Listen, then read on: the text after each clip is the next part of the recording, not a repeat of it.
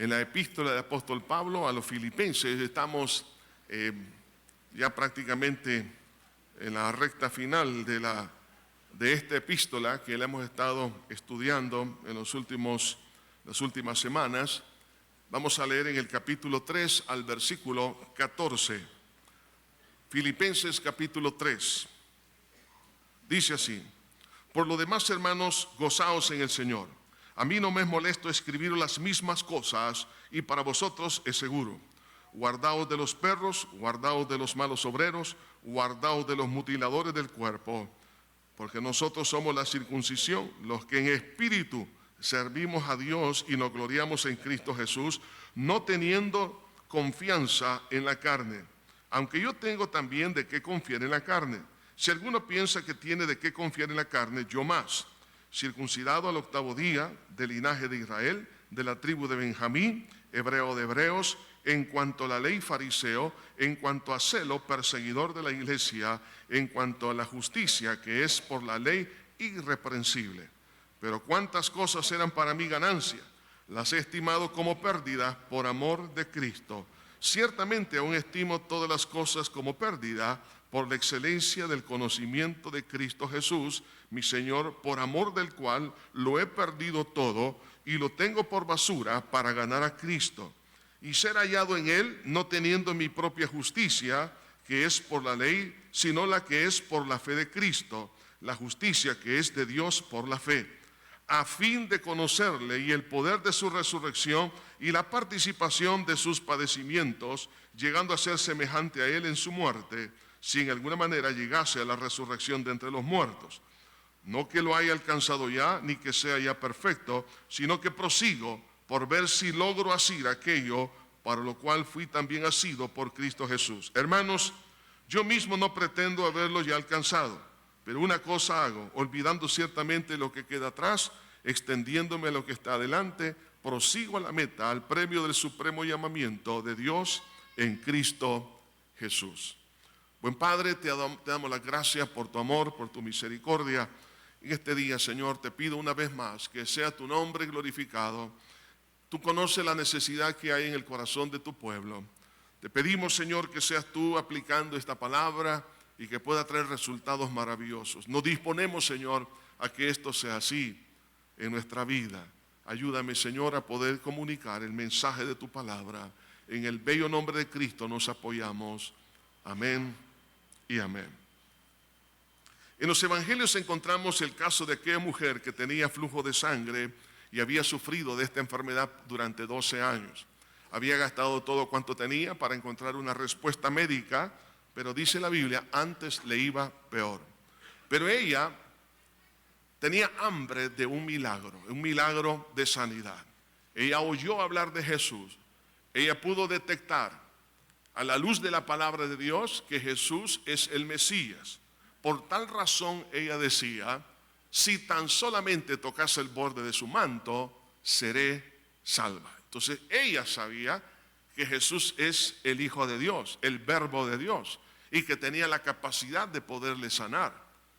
Entonces esta mujer con tanta debilidad por haber sufrido 12 años de hemorragia, piense la apariencia no solamente física, una mujer delgada, pálida, estamos más que seguros que se notaba que ella tenía una anemia profunda, mucha debilidad, delgada.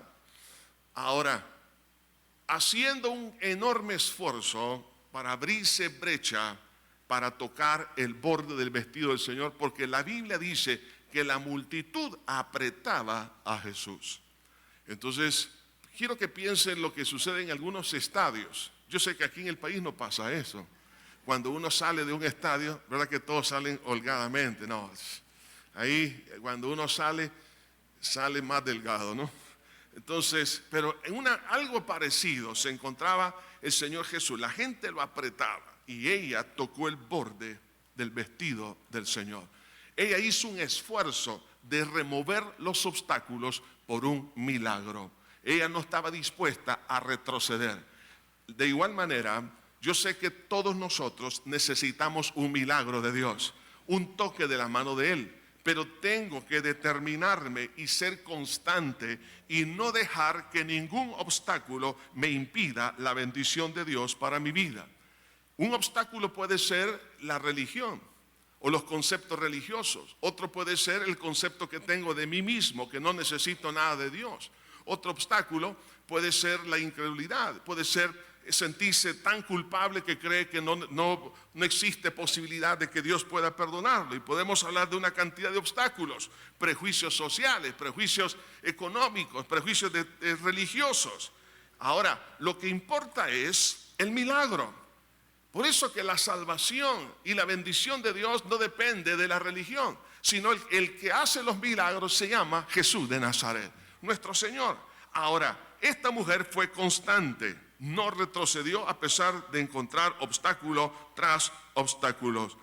El apóstol Pablo, estando él en la prisión misma era un obstáculo, pero no lo desanimó a seguir adelante. Y él está animando a la iglesia de Filipo a que siga adelante, porque esta iglesia era una iglesia que estaba bajo persecución. Y ahora les anima a que sigan adelante, no importando los obstáculos que estaban ellos entonces viviendo. No solamente por obstáculos de carácter, digamos, físicos, obstáculos de persecución, de maltrato o de injusticia, sino también obstáculos doctrinales, porque se habían levantado muchas personas para obstaculizar la fe de ellos. Y es por eso que Pablo, al escribirles en esta epístola, y él se pone dando su testimonio como ejemplo, y dice: prosigo a la meta, al premio del supremo llamamiento de Dios en Cristo Jesús. Y eso es lo que usted y yo necesitamos hacer, tomar una determinación, seguir adelante hacia la meta, al premio del supremo llamamiento, es decir, que Dios nos ha llamado a ser hijos suyos, nos ha incluido dentro de lo que es su familia, la iglesia, la vida eterna. Por lo tanto, yo no tengo por qué permitir que nadie me quite la corona que Dios me ha concedido por gracia a través de la fe en el Señor Jesús. Es por eso que quiero hablar en esta hora bajo el tema: no retrocedas, sigue adelante. Para poder mantenernos firmes y no retroceder y proyectarnos hacia el futuro, necesito protegerme de confiar en mí mismo o en nosotros mismos. Esto me recuerda el caso de un joven rey, hijo del rey Salomón. Tuvo una tremenda oportunidad, el poder seguir adelante con el reinado. Estamos hablando de la época de oro de la historia hebrea. Nunca antes Israel llegó a tal, digamos, nivel de popularidad, de poder, de gloria, sobre todo en el tiempo de Salomón. Y este hijo, Jeroboam, hereda todo eso, pero aceptó malos consejos de unos amigos y él tomó una decisión carnal, es decir, una decisión que nace de su mente, no de la dirección de Dios. Y esto trajo que la nación se dividiera en dos segmentos, las 10 tribus del norte y las 2 tribus del sur. Y perdió Israel su gloria. No había una potencia más grande en aquel entonces. Egipto, Siria, los medos y los persas no tenían el poder que tenía Israel en ese entonces. Ahora, él lo perdió. ¿Por qué? Porque el consejo de sus amigos fue prácticamente que él confiara en su propia carne. Y esto es lo que Pablo, o más bien el Espíritu Santo a través de Pablo, quiere advertirnos: no aceptar los consejos que nos ayudan a enfocarnos en nosotros mismos para que sea mi carnalidad, mis propios deseos, los que determinen lo que yo quiero hacer en mi vida y no bajo la dirección de Dios. Es por eso que en este versículo 2 que hemos leído, aquí encontramos 3 trampas que desvían la fe en Dios para ponerla en nosotros mismos, en nuestro ego, en nuestra vieja naturaleza. Si yo quiero avanzar y no retroceder, tengo que tener mucho cuidado de esos consejeros. Si Jeroboam tuvo esos consejeros que hicieron retroceder su vida y el reino y la gloria que tenía, ahora también existe aquí 3 trampas que nos pueden desviar de la fe en Dios y ponerla en nosotros. Tenga cuidado con el humanismo que le dice, tú eres el objeto de todo, tú lo puedes hacer. Cuidado con el positivismo, cuando le están diciendo, tú eres omnipotente, tú puedes realizar todos tus sueños. Mas Jesús dijo, separado de mí, nada podéis hacer. Porque el ego fácilmente se llena del engaño y lo lleva a la persona a la derrota. Y eso es lo que pasó con Jeroboam. Ahora, aquí existen esos 3 mismos consejeros que prácticamente pueden llevar a un cristiano a perder su momento de gloria, a perder su historia, digamos, de oro, su época de oro. Lo pueden llevar a una derrota, después de estar en una bendición a nivel matrimonial, a nivel familiar, a nivel empresarial, a nivel educativo, en la iglesia, en el ministerio, estando en los momentos más lindos. Si usted llega a ser engañado y cree ese engaño, lo puede destruir. Y quiero mencionarle las 3 trampas o consejeros que vemos en este versículo 2. Los perros, los malos obreros y los mutiladores del cuerpo. Eso es lo que menciona este versículo 2. Por eso dice, guardaos de los perros, guardaos de los malos obreros y guardaos de los mutiladores del cuerpo. ¿Quiénes son los perros? ¿A quién se refiere? Son prácticamente aquellos malos testimonios de personas que están repitiendo una y otra vez una vida pecaminosa, que están de alguna manera modelando a que otras personas le puedan seguir. La palabra de Dios nos dice en la segunda epístola de Pedro, en el capítulo 2, versículo 22, pero les ha acontecido lo del verdadero proverbio, el perro vuelve a su vómito. Eso es lo que estamos viendo hoy en día. La persona vive, se alimenta del pecado. No puede discernir entre lo que es conveniente y lo que no es conveniente. Por eso vuelve a su vómito. Y sabemos que eso es repugnante. Ahora, por eso el Señor Jesucristo, allá en Mateo, en el capítulo 7, versículo 6, Él habla acerca también de que una persona que no puede discernir las cosas que son agradables a Dios y las que no son, entonces esta persona llega a destruir la bendición que se le está proveyendo, y también puede esta persona atacar a la persona que le está dando la mano.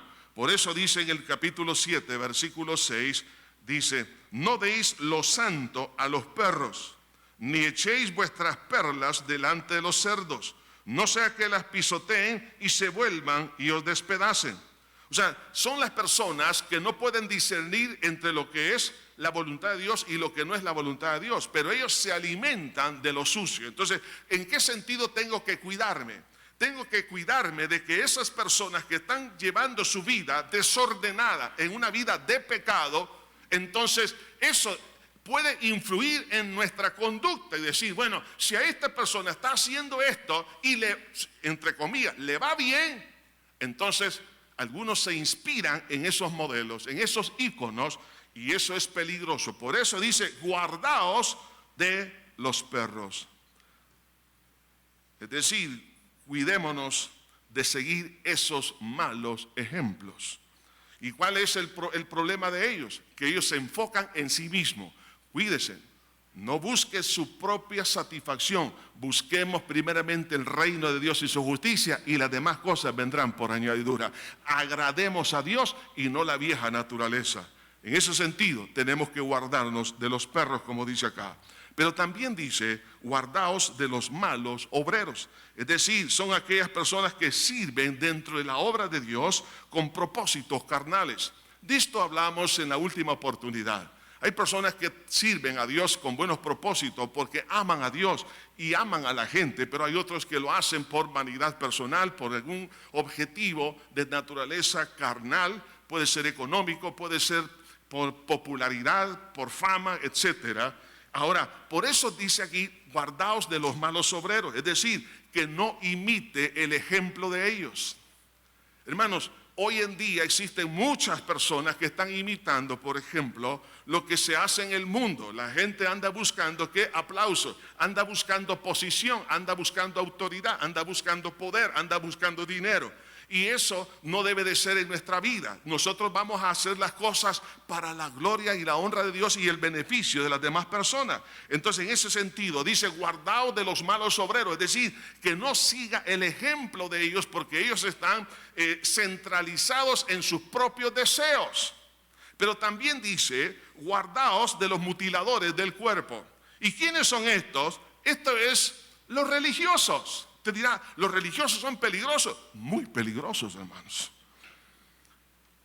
Ahora, los mutiladores del cuerpo a los cuales se refiere Pablo son los judaizantes, es decir, aquellas personas que querían hacer retroceder a la iglesia, a los cristianos, a que volvieran a la religión donde ellos salieron. Y a través de la circuncisión, como diciéndoles, mire, la circuncisión, hablando físicamente, es la señal de pertenecer al pueblo de Dios, pero ellos no sabían que la circuncisión es una sombra o un símbolo de lo que más adelante sería la salvación. Por eso Pablo lo dice, y lo dice en este mismo capítulo, nosotros, dice, somos la circuncisión, los que nos gloriamos en Cristo y tenemos la confianza en Cristo, hablando de la salvación. O sea, los mutiladores del cuerpo eran los que estaban en las sombras de lo que sería más adelante la realidad teológica. Entonces hay personas, hermano, oiga bien esto, que lo que andan buscando es que usted retroceda, que abandone el camino del Señor, y lo hacen a través de una mala interpretación doctrinal, mala interpretación de la palabra de Dios. Y estas personas tienen apariencia de piedad. Son los que fundamentan su fe en las obras, es decir, el legalismo, en lo que se puede hacer. Por eso, hermano, es tan peligroso. Hoy en día se ha levantado en toda, no solo América Latina, sino en muchas partes, se ha extendido este mal y ha llegado a afectar hasta lugares que usted no se puede ni siquiera imaginar. Escuchaba el caso de una isla en el Pacífico, allá casi por donde encontraron al náufrago salvadoreño, ¿viste? Una isla que no se mira en el mapa. Hay que hacer una ampliación por Google. Pero es una cosa pequeña, una isla. Pero hasta allá han llegado ese tipo de doctrinas, a la cual me refiero es a la doctrina de la prosperidad. La doctrina de la prosperidad es enfocarse en sus obras. Se les dice a la gente, de dinero, porque al dar una ofrenda, y esto le llaman siembra, o sea, Dios tendrá misericordia y Dios va a sanar a su hijo. Dios le va a responder en cuanto a la crisis económica que usted tiene. De esto y Dios le va a dar lo otro. En otras palabras, estar comprando las misericordias de Dios. ¿Qué significa eso? Significa que el sacrificio de Cristo para ellos no fue suficiente, pero ellos tienen que dar algo, hermanos, para recibir algo de Dios. O sea que le están diciendo a Cristo, apártate de aquí porque mis obras son mejores que la obra de Cristo. Eso es un terrible insulto. Eso es prácticamente caer en lo que la iglesia o el grupo religioso cayó en la Edad Media cuando se les enseñó que en el momento que la ofrenda tocaba el fondo del recipiente, su pecado era perdonado. Mentira. Y algunos están predicando esas cosas, diciéndole a la gente que si da dinero, su hijo va a ser salvo. Si da dinero, va a tener una prosperidad económica. Si da dinero, su familia va a ser bendecida. No, demos dinero por amor a Dios, por amor a su obra, por amor a la gente, bendigamos. Pero no puedo yo comprar ninguna misericordia, porque Cristo pagó por mí, por usted, por todos, para que a través de su sacrificio tengamos la bondad de Dios. La doctrina de la prosperidad lo que está haciendo esos son los mutiladores del cuerpo de hoy en día, porque le están enseñando que vuelva a las obras. Cuando usted y yo no somos salvos por obras, porque la Biblia dice en Isaías que vuestras obras son como trapos de inmundicia. Cuando se quiere usar las obras para merecer el perdón de Dios, eso es delante de Dios aborrecible, porque la persona lo que le está diciendo a Dios es otra cosa. Mira, ¿para qué viniste, Señor Jesús, a morir en la cruz? Si de todas maneras no sirvió tu sacrificio, lo que yo hago es lo que me salva. Entonces la persona se está poniendo como su propio Mesías. O sea, es un acto de prepotencia a la enésima potencia, hermanos. Eso es algo horrible. Por lo tanto, dice la Biblia, guárdame de las obras de mis manos. Y los mutiladores del cuerpo prácticamente son los que quieren que usted regrese a la religión donde usted salió. ¿Por qué? Porque quieren llevarlo a ese mismo concepto. Es un concepto que realmente no es válido. Nadie es salvo por obra, sino por la obra de Cristo. Y hoy en día existen fuerzas religiosas para hacer retroceder al cristiano de su fe. Estoy seguro que muchos de ustedes por su propia familia, en su propio trabajo, están siendo presionados por su cónyuge. Puede ser presionado por su hijo, por su esposa, por su padre, que retroceda, que abandone los caminos del Señor. Esos son mutiladores del cuerpo, son sus amigos también. Ahora, reciben uno y otro ataque, que regresen. Algunos son expulsados de la misma familia, son marginados familiarmente, socialmente, y en el peor de los casos hay persecución y muerte. De eso está existiendo hoy en día en muchas partes de la tierra, y hay discriminación hacia el pueblo cristiano, y puede que un momento dado, y está llegando, y en otros países esto ya se dio, es blindar la libertad religiosa a través de las leyes. Son mutiladores del cuerpo.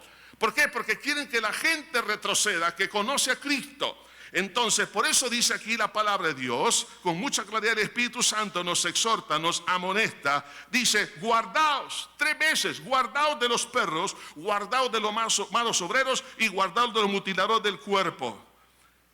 Ahora, en mí está el tomar las medidas. La exhortación está dada, guardaos.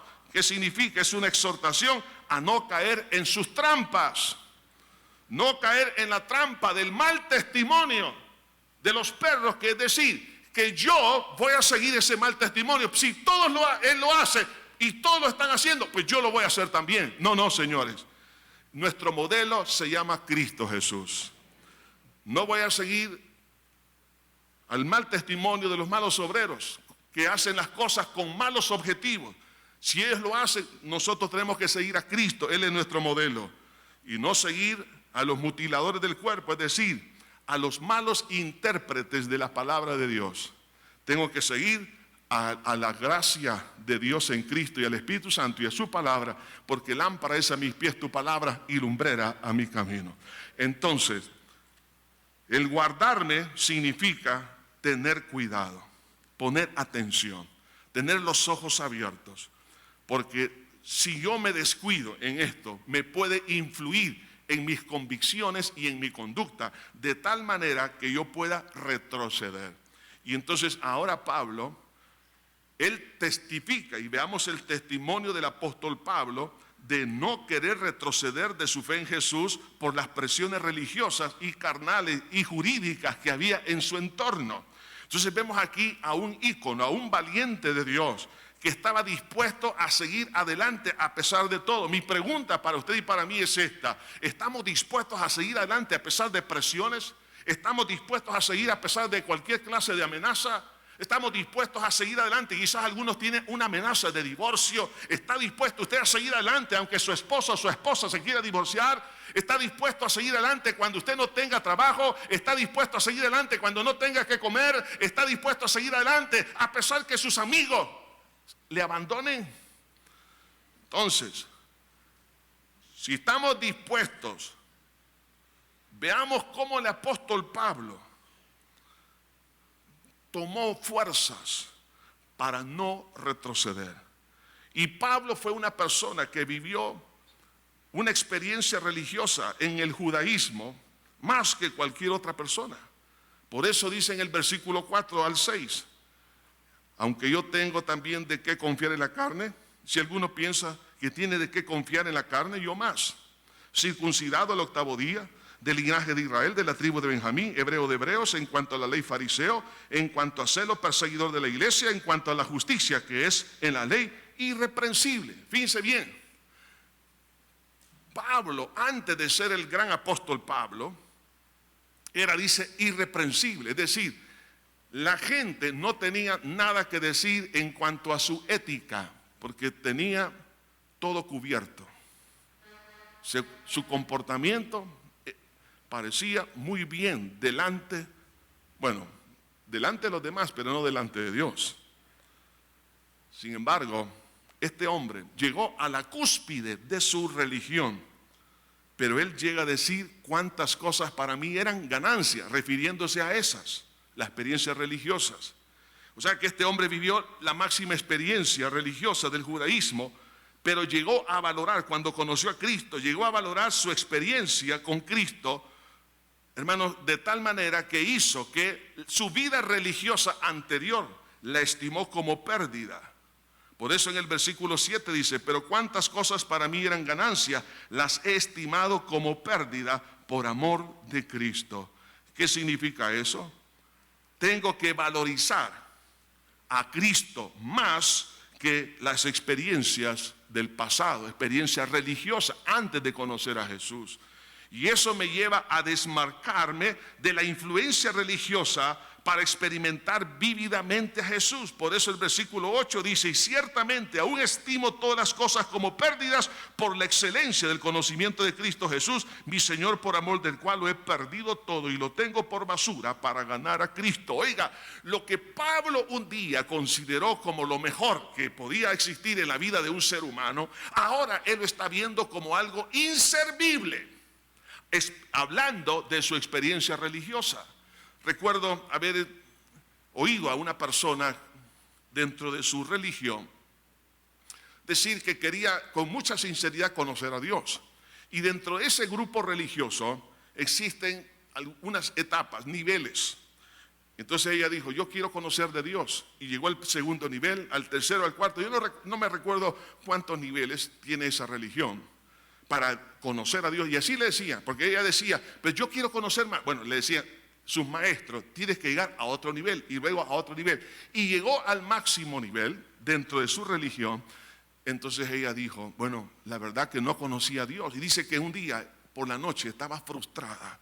Y dijo, he tratado de conocer a Dios, pero no lo conozco.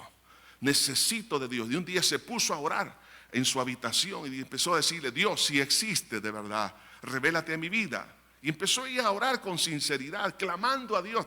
Recuerde lo que dice la Biblia, clama a mí en la hora de la angustia, y yo te responderé y te haré ver cosas grandes y ocultas que tú no conoces.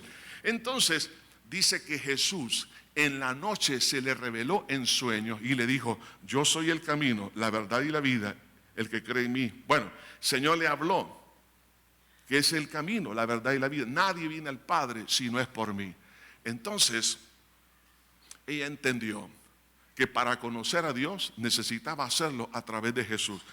Se consiguió un Nuevo Testamento, empezó a leer la palabra, días después acepta a Cristo, lleva a su familia a conocer a Jesús.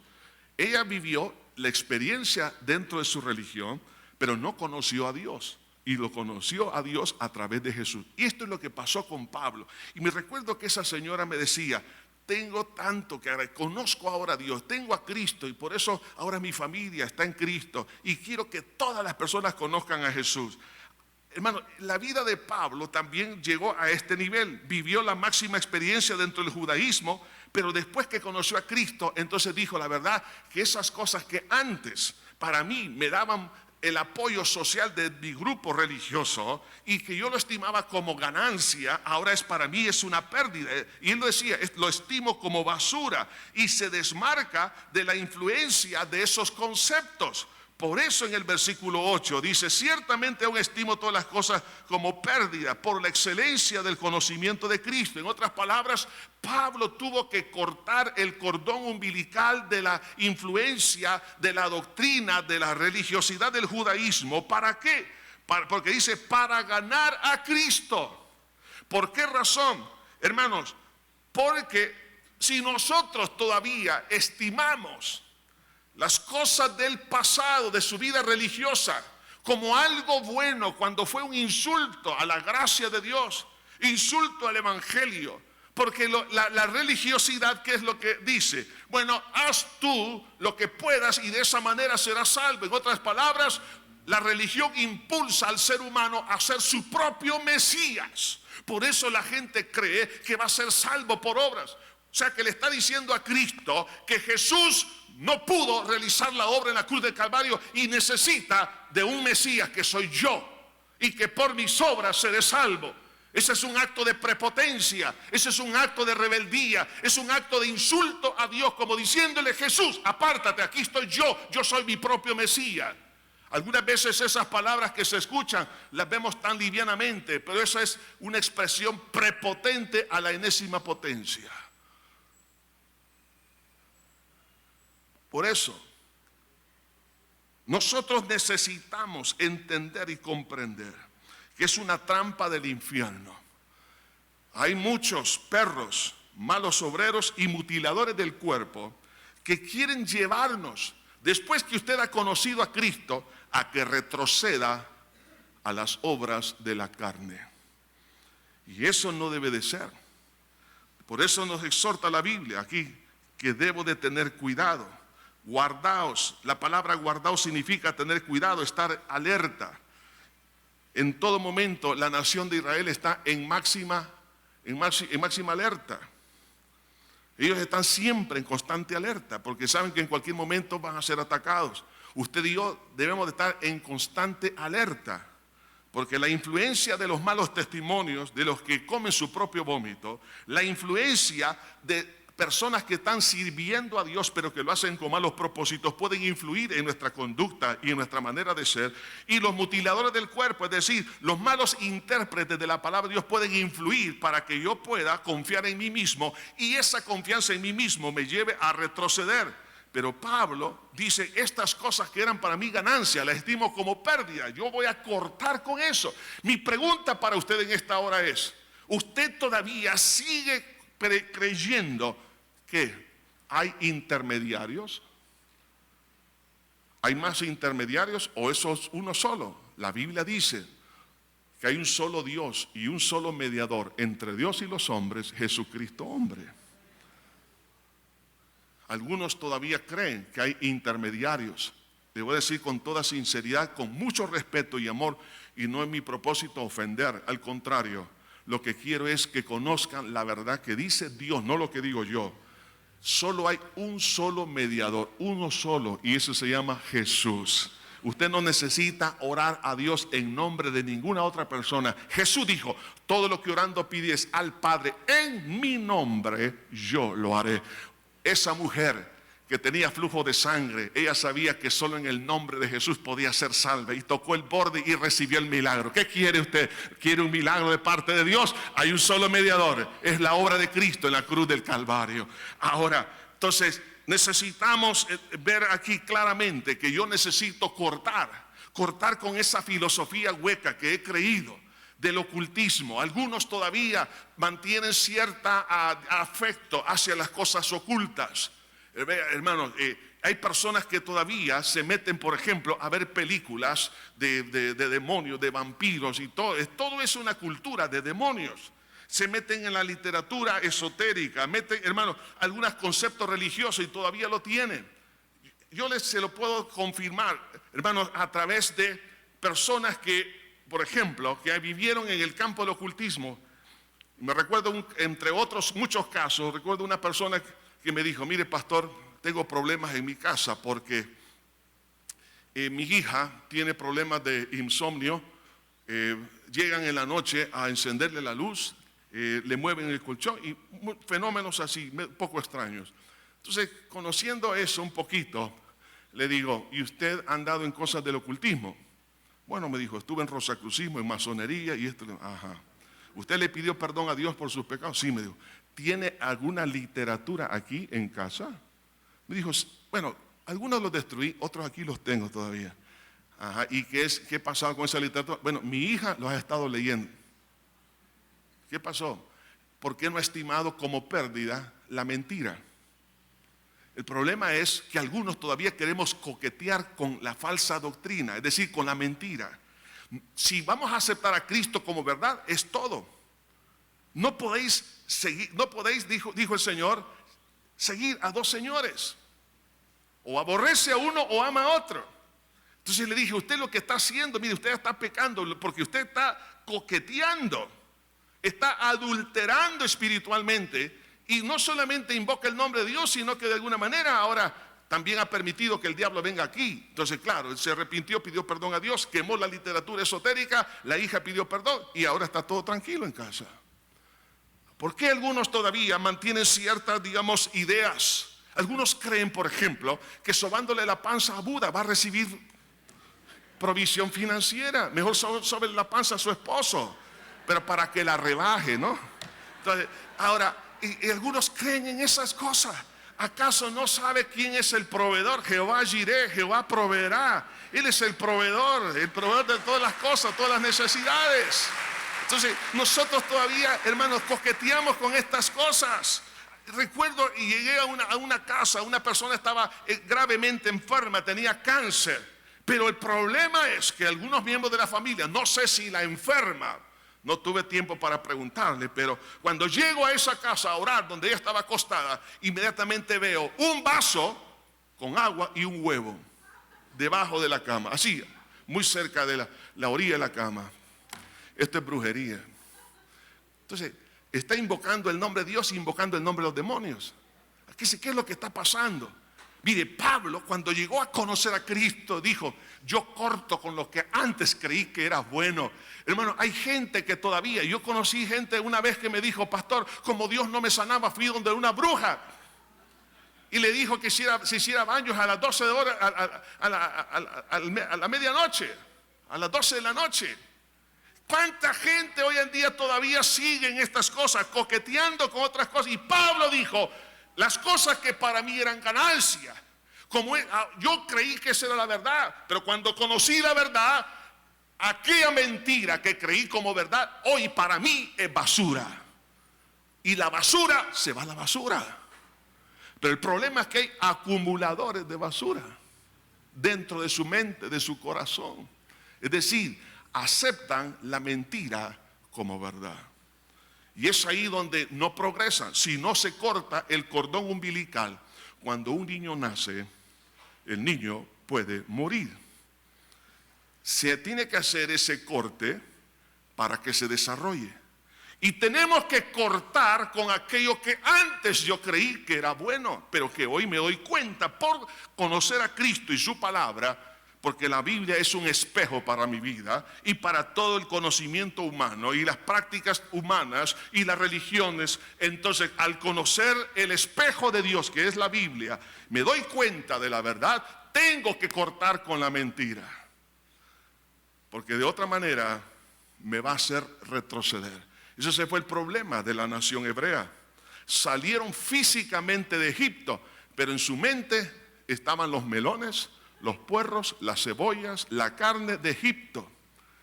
¿Qué pasó? Quedaron postrados en el desierto. Ahí murieron, no entraron a la tierra prometida por coquetear con la mentira. Vemos casos así a lo largo de la palabra de Dios, donde Sansón, conociendo la verdad, empezó a coquetear con el error y la mentira.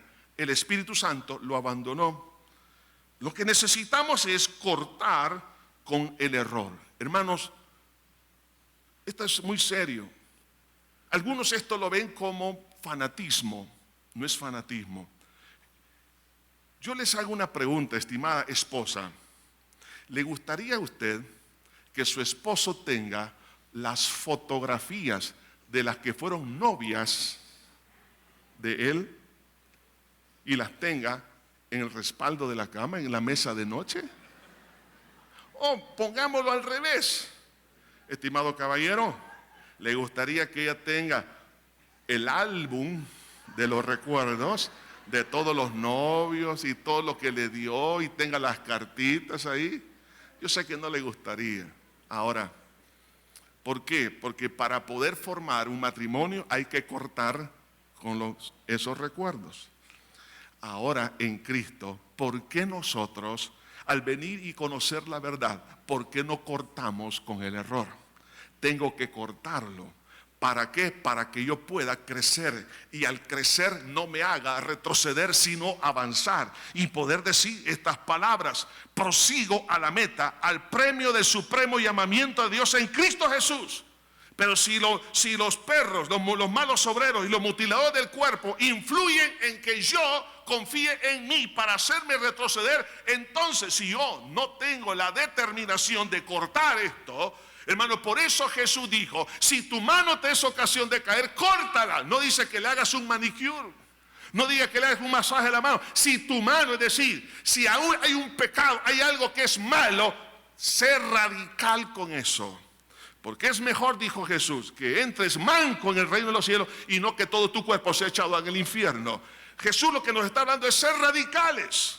Pero algunos todavía que nos queremos llevar de pragmáticos y también de demócratas con el mundo. No, todas las ideas del mundo caben en mí. Todas las religiones llevan a Dios. Eso es mentira. El único que lleva a Dios se llama Jesús de Nazaret, punto. Y así es. Esa es la verdad. El Evangelio de Cristo es revelación de Dios en la tierra, y las religiones son ideas del hombre supuestamente para alcanzar a Dios. Ahora, esto me lleva, si después de protegerme, me lleva a las experiencias, fíjense, al cortar con todas esas cosas, el esoterismo, el campo oculto, las religiones, la confianza en mí mismo, la vanagloria, todo eso. Si yo corto con esto, me va a llevar a las experiencias y decisiones que van a fundamentar mi fe para no retroceder. Esto me va a llevar a un crecimiento, así como dije, cuando se corta el cordón umbilical, está diciéndole al niño que siga viviendo, que crezca. Por eso que una vez le preguntaron a un ciego, por cuanto querían que él dijese alguna cosa contraria contra Jesús, y él dijo: una cosa sé, que antes era ciego, pero ahora veo. Es decir, su experiencia no la podía negar, era algo que había vivido. Entonces, a eso nos quiere llevar el Señor. No solamente a guardarnos de la influencia externa, pero ahora Dios quiere que yo tenga experiencias tan profundas en mi corazón que me hagan echar raíces en Cristo y en el Evangelio. Y eso lo vemos en el versículo 8. Ciertamente aún estimo todas las cosas como pérdidas por la excelencia del conocimiento de Cristo Jesús, mi Señor, por el cual lo he perdido todo. Dice, y lo tengo por basura, y oiga esto, para ganar a Cristo y ser hallado en Él, no teniendo mi propia justicia, que es por la ley, sino la que es por la fe de Cristo, la justicia que es de Dios por la fe, a fin de conocerle. Aquí hay tres expresiones: ganar a Cristo, hallado en Cristo y conocer a Cristo. ¿Qué significa ganar a Cristo? Es lo que dice la última parte del versículo 8, para ganar a Cristo. O sea, el poder cortar el cordón umbilical me lleva a experimentar la satisfacción más gloriosa en Cristo. Habla aquí de ganancia dentro del mundo comercial. Para ganar. Todos quieren, cuando pone un negocio, ¿para qué lo pone? Para ganar. Entonces, cuando usted llega a tener un ingreso, una ganancia muy buena, usted se llena de gozo, de alegría. Entonces, ahora, para poder hacer mi mejor negocio en la vida, tengo que cortar lo que no sirve, lo que tengo que estimar, aquello como basura, para ganar a Cristo. En otras palabras, para experimentar la satisfacción gloriosa de la persona de Cristo en mi vida. Y cuando usted llega a tener una experiencia grande con Cristo, ¿quién le va a poder negar o quién le va a poder hacer retroceder? Cuando usted puede decir, una cosa sé, que antes era ciego, pero ahora veo, es que Cristo vive en mí. Usted le van a decir, explícame. No te lo puedo explicar, pero es maravilloso. Es glorioso lo que yo siento en mi corazón, porque experimento la gloria, la presencia de Cristo Jesús. No solamente para ganar a Cristo, sino dice, para ser hallado en Cristo. Y aquí se refiere a la justificación, en este versículo 9.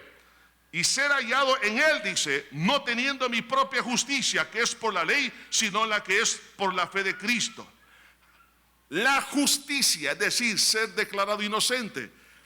Lo que me está diciendo aquí la Biblia es que Pablo halló la experiencia de la inocencia de Cristo que le había sido imputada.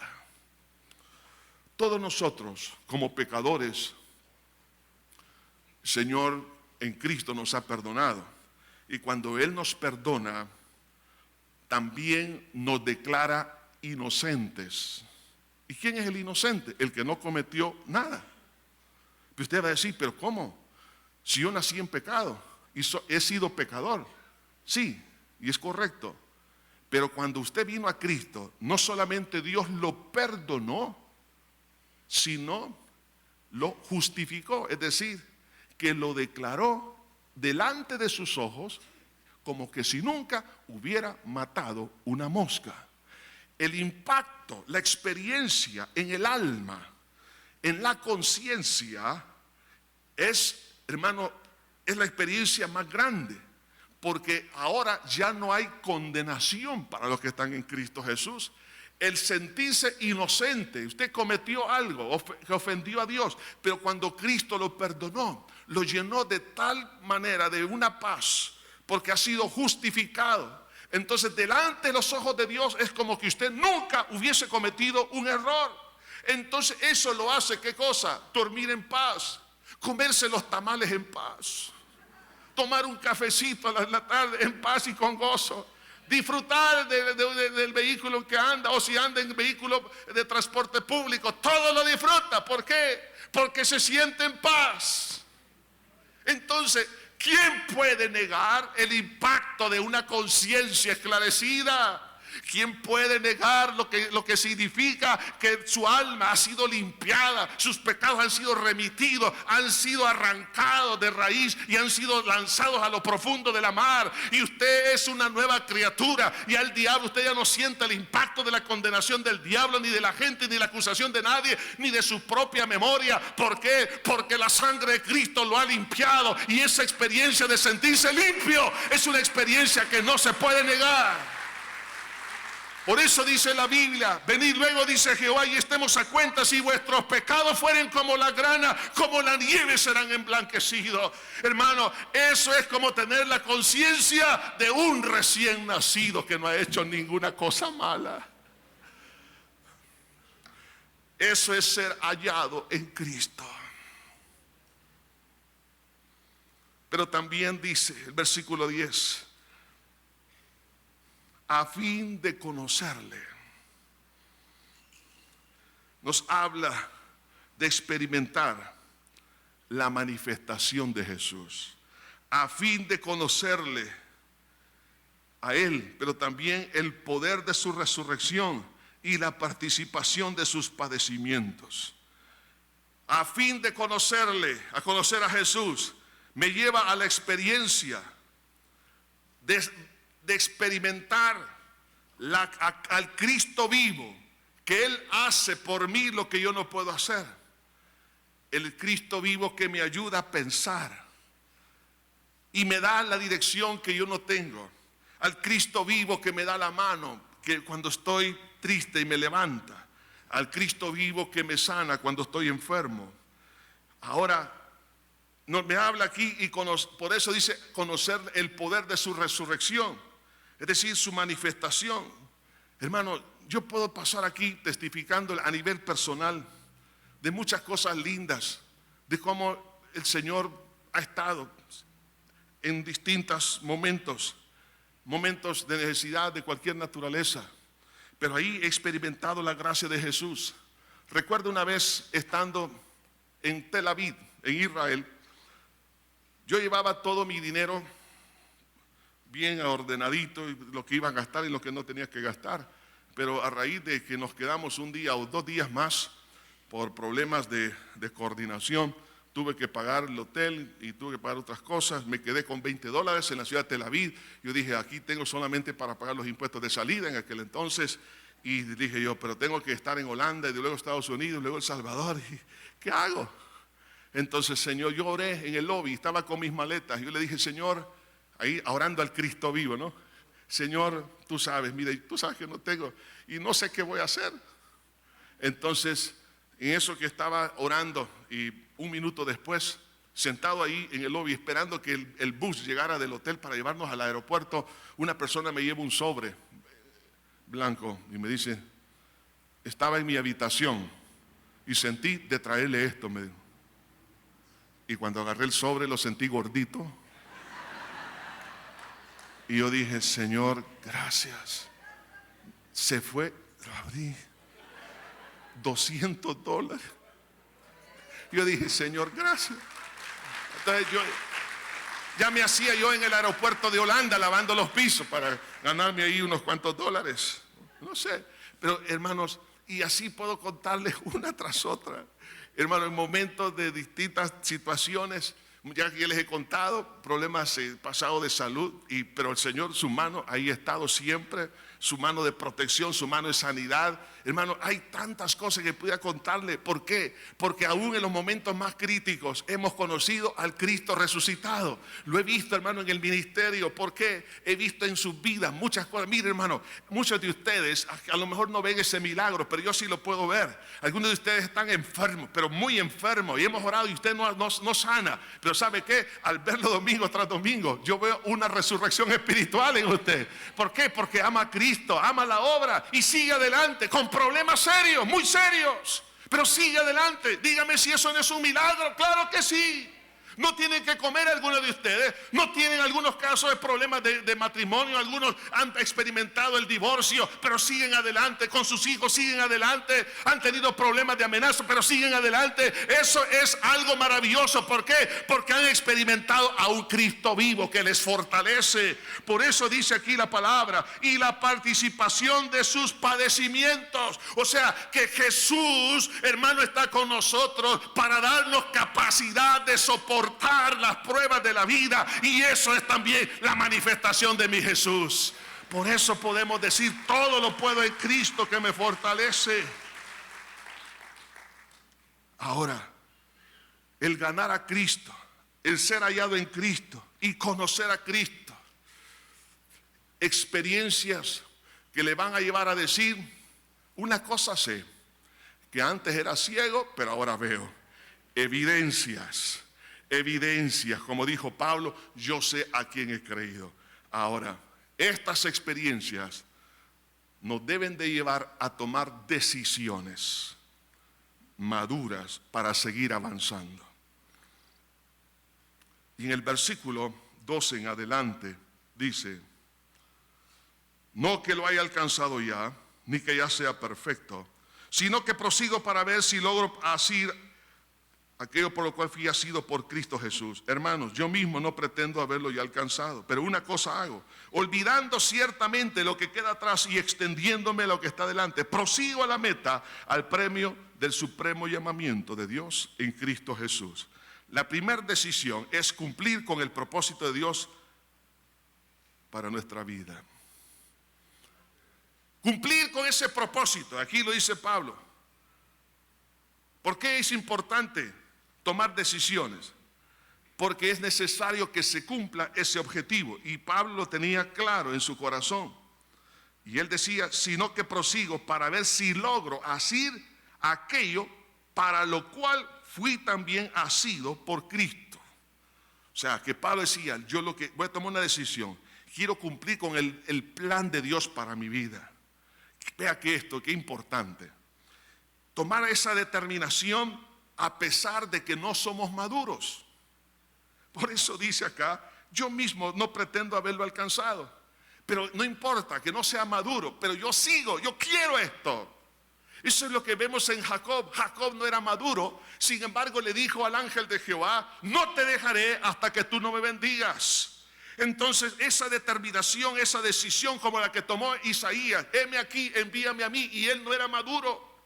Pero le dijo, Señor, aquí estoy a tu disposición, cúmplase el propósito con mi vida. No soy el mejor soldado, soy el peor recluta que puede haber, pero si, Señor, tú tienes misericordia de fijarte en mí, yo quiero que tú cumplas tu propósito eterno en mi vida en esta tierra.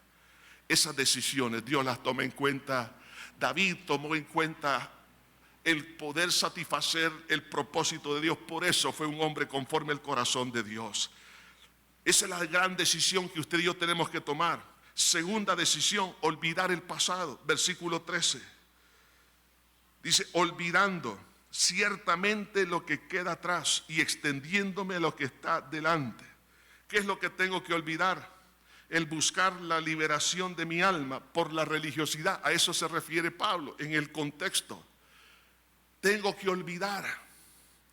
Ya, hermano, muchos tienen diferentes trasfondos. Algunos vinieron del ateísmo. Corte con eso. Ya no esté pensando. Mire, cada día surgen ideas, blasfemias. Corte con eso, corte con la religiosidad, corte con la confianza en sí mismo y muchas cosas. Por eso dice acá, olvidando lo que queda atrás. Pablo dijo, esas cosas que para mí eran ganancias, yo las olvido. No tengo que volver a traerlas a mi memoria, estarlas refrescando, porque eso es negativo, porque entonces estoy dudando y eso me va a hacer caer en la duda y voy a despreciar a Cristo por Barrabás. Entonces yo tengo que olvidar qué cosa, los pecados que Cristo ya me perdonó por la fe en su sangre. Ya no traiga memoria, dice la Biblia, no traiga esa memoria, las cosas antiguas. He aquí yo hago cosas nuevas, pronto saldrá luz, no la conoceréis, otra vez abriré camino en el desierto y ríos en la soledad. No traigamos a memoria aquellas cosas que un día realmente con las cuales ofendimos a Dios.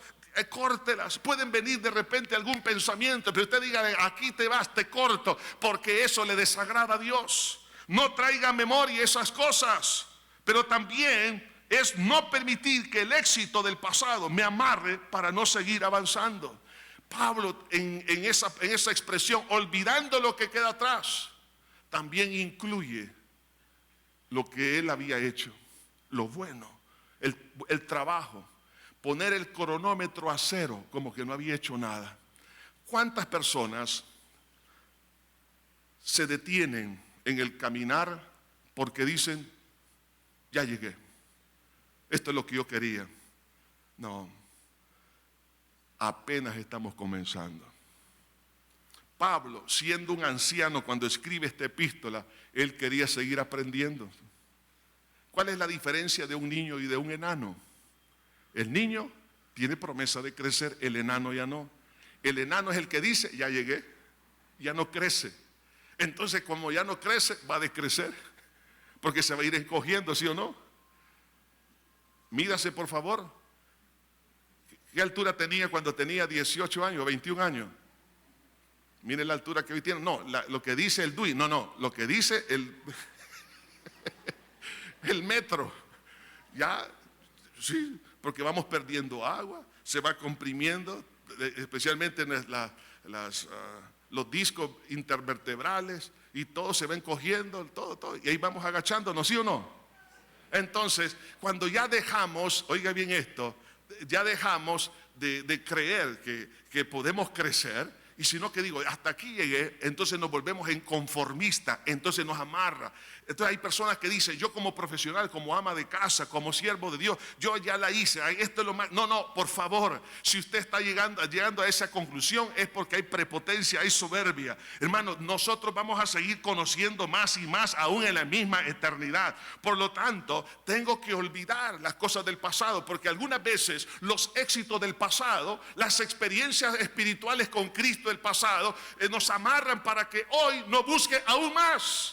Moisés, las experiencias que tuvo en Egipto de ver la gloria de Dios, no lo amarró para decirle a Dios, muéstrame tu rostro.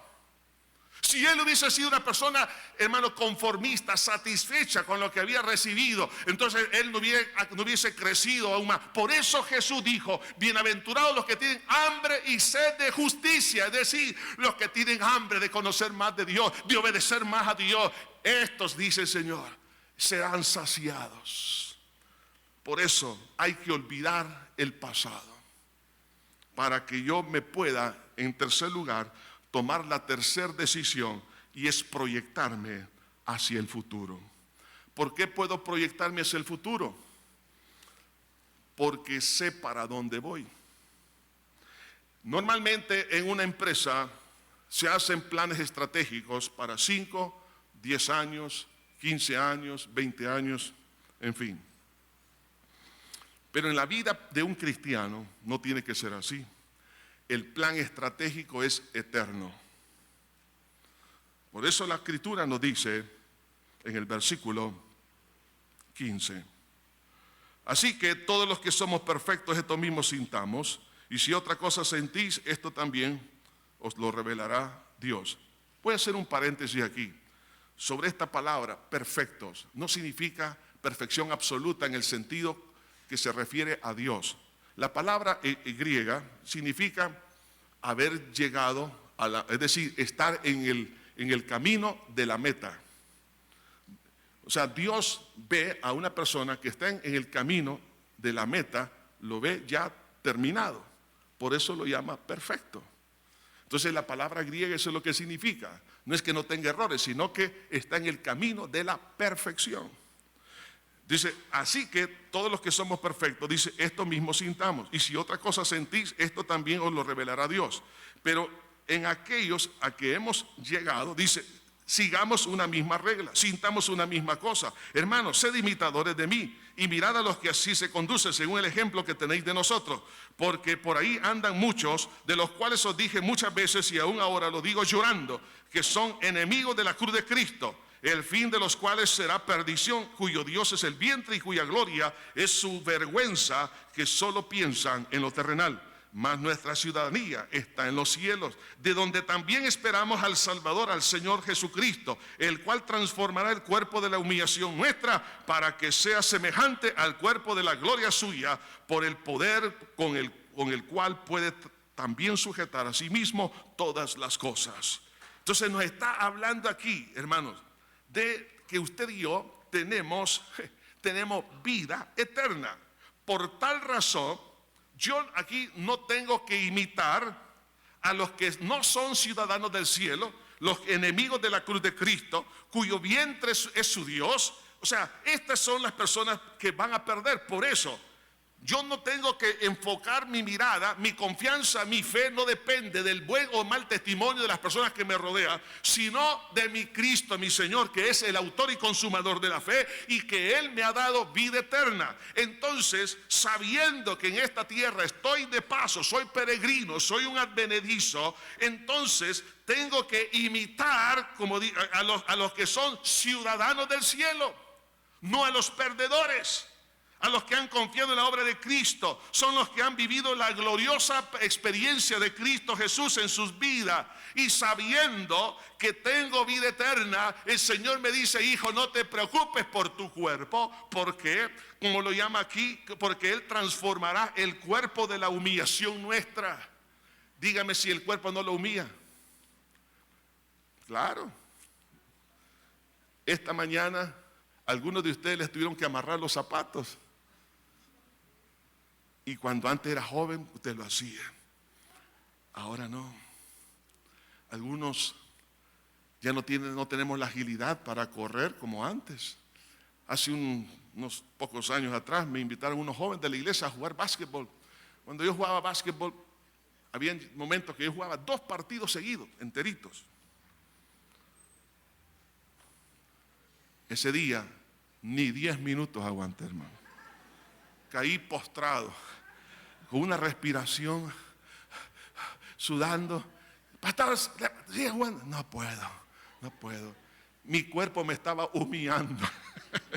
Porque, hermano, mire, pero un día, este cuerpo, como lo dice Pablo, de la humillación nuestra, pero un día será un cuerpo similar al cuerpo de Cristo. Un cuerpo glorificado. Ahora ya muchas cosas se me están olvidando, a usted también.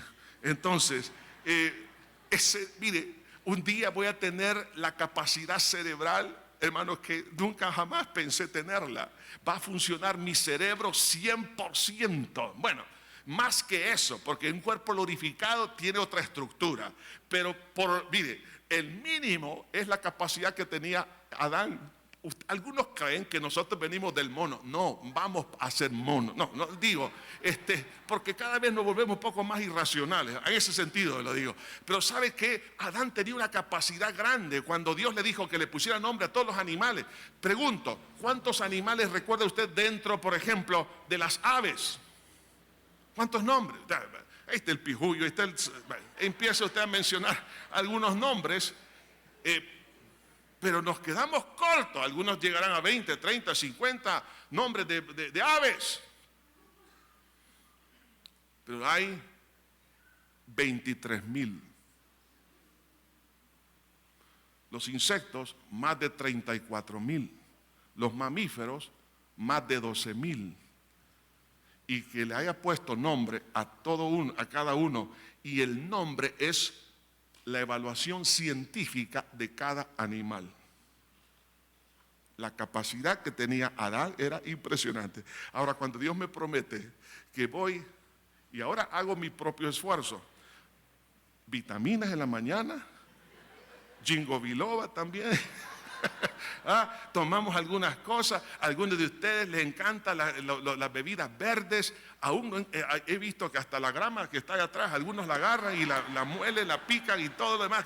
¿Por qué? Porque todos queremos tener un poco más de vida, una mejor calidad de vida. Entonces, pero va a venir un día, oiga, este cuerpo, hermanos, va a ser transformado. Y dice aquí la palabra, que dice, el cual transformará el cuerpo de la humillación nuestra para que sea semejante al cuerpo de la gloria suya. Oiga, hermano, ese maravilloso cuerpo que vamos a tener no tiene problemas con el espacio, ni el tiempo, ni la materia. No va a morir, no se va a enfermar. Será un cuerpo glorificado. Hermano, no estará sujeto a ninguna cosa. Un cuerpo, hermano, que tendrá la capacidad para entender los misterios del reino de los cielos. Jesús dijo, ahora no les puedo hablar muchas cosas porque no las van a entender. En aquel día sí las vamos a entender y seguiremos en conocerle, dice la Escritura. En el cielo habrá conocimiento pleno, aún de las cosas terrenales. Lo que no entendimos en las universidades, lo que no entendimos por 50 años aquí, lo entenderemos allá. Lo vamos a entender todos los misterios del cielo. Lo que no entiendo de la Biblia, lo entenderé allá. Por lo tanto, un día usted dirá, ¿por qué estoy sufriendo en este cuerpo? Mire, si usted está sufriendo en su cuerpo, eso es lo que le está diciendo, hijo, prepárate porque te voy a dar un carro nuevo, hijo mío, un coche nuevo, un estuche nuevo. Y eso me ayuda, ¿qué cosa? A proyectarme. Algunos están viendo ahorita su fracaso, ya porque lo ven así, la muerte. No, la muerte es el vehículo de la graduación. Y usted se presentará delante de Dios. Ahí el gozo que no tuvo aquí, lo tendrá ya. La paz que no tuvo aquí, la tendrá ya. Estoy hablando de los que mueren en Cristo Jesús. Entonces, ¿por qué retroceder? Si tengo una promesa tan grande, pregunto, ¿habrán algunos perros? ¿Habrán algunos malos obreros? ¿Malos ejemplos? ¿Malos testimonios? ¿Habrá algunos mutiladores del cuerpo? ¿Malos intérpretes de la palabra? ¿Malos maestros? ¿Malos predicadores que le están conduciendo hacia el fracaso?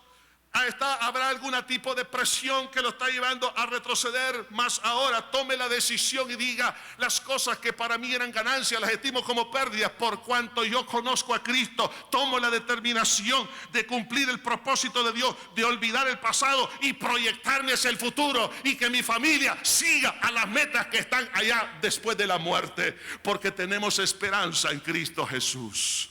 Por lo tanto, no retroceda, siga adelante con Jesús. Señor, ante ti estamos en esta hora, pidiendo tu misericordia, tu ayuda. Te pedimos que nos perdones y nos limpies con tu sangre preciosa. Aquí estamos, Señor, tomando una decisión de avanzar, no retroceder.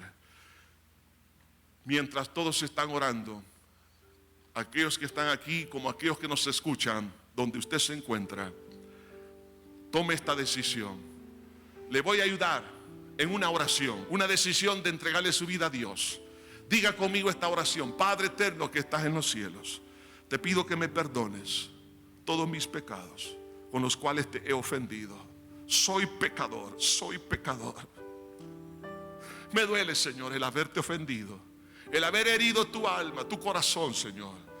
Te pido que me limpies con tu sangre que derramaste en la cruz del Calvario.